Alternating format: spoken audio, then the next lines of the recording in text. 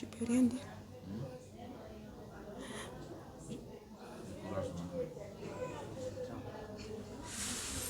Je peux rien dire.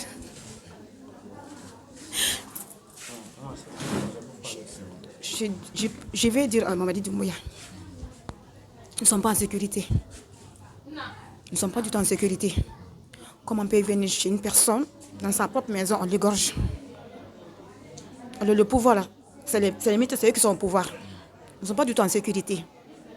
On veut que la justice, ils vont faire l'enquête là, pour qu'on mette l'intéressé en prison. Madame, Bonjour monsieur. présentez-vous. Je me nomme Madame Touré Mabinti. Moi je suis à Kindia, Ok, vous êtes l'épouse. du docteur Touré Momo. Comment vous avez appris le décès de votre mari? Et qu'est-ce qui s'est réellement passé? Au fait, moi j'étais à Kindia, dans les bandes de 11h09. Il m'a appelé.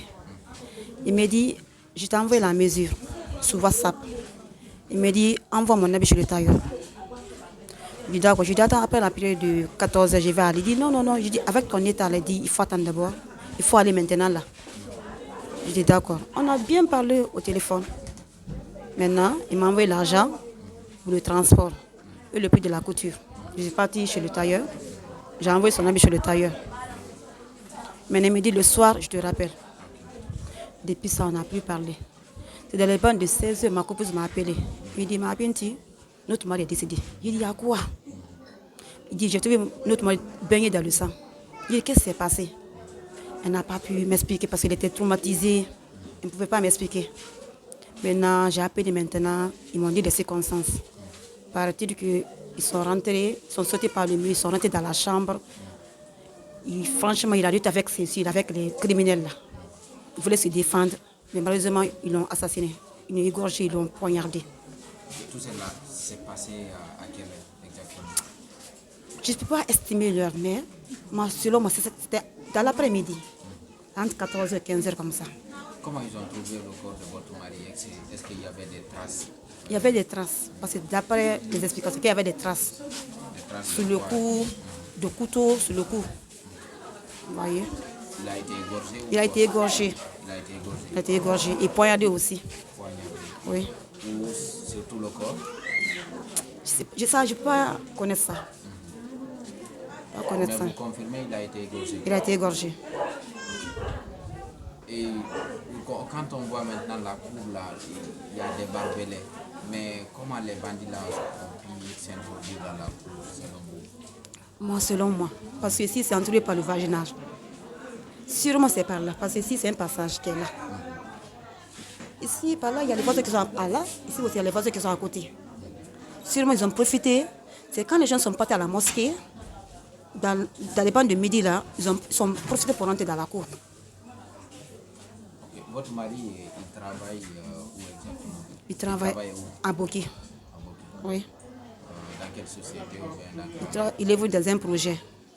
Okay. Il est médecin. Oui, il est gynécologue. Il a quel âge?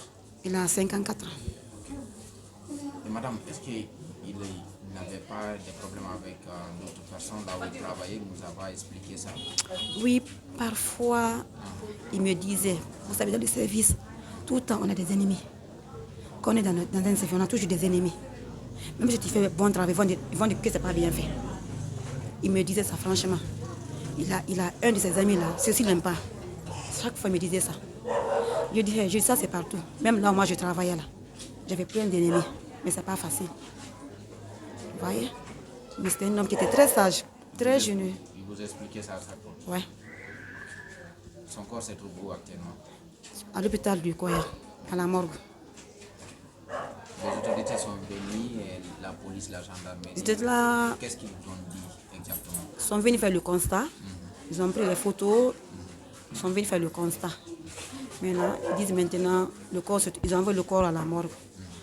Dès demain, ils vont envoyer le corps à Niastine pour l'autopsie. Mais ils ont commencé à mener les enquêtes depuis hier. Ils sont sur les enquêtes. Qu'est-ce que vous retenez de votre mari? Je ne peux rien dire.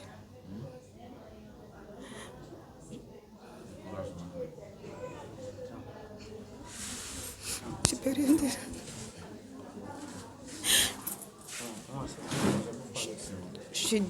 je vais dire à Mamadi Doumbouya, nous ne sommes pas en sécurité. Nous ne sommes pas du tout en sécurité. Comment on peut venir chez une personne, dans sa propre maison, on l'égorge. Alors le pouvoir là, c'est les mythes, c'est eux qui sont au pouvoir. Nous ne sommes pas du tout en sécurité. On veut que la justice, ils vont faire l'enquête là, pour qu'on mette l'intéressé en prison. C'est que vous réclamez justice. La justice soit faite, pour qu'on le mette en prison. C'était un homme très généreux, très sympa, un bon cadre. Un bon cadre. Franchement, nous ne sommes pas en sécurité. Nous ne sommes pas en sécurité. Au-delà de tout ça, qu'est-ce que vous demandez aux autorités, surtout au ministère de la Justice? Est-ce que vous avez porté plainte encore? Pas encore. Pas encore. Vous allez porter plainte? On attend après l'enterrement. Après l'enterrement, quand tout sera en ordre, on va porter plainte. Précisément, moi, je ne vais pas laisser. Qu'est-ce que vous demandez aux autorités exactement, surtout au ministère de la Justice? Franchement, ils n'ont qu'à nous aider. Ils n'ont qu'à nous aider. Ils n'ont qu'à mener l'enquête là. Ils n'ont qu'à approfondir l'enquête là. Ils n'ont qu'à approfondir l'enquête là.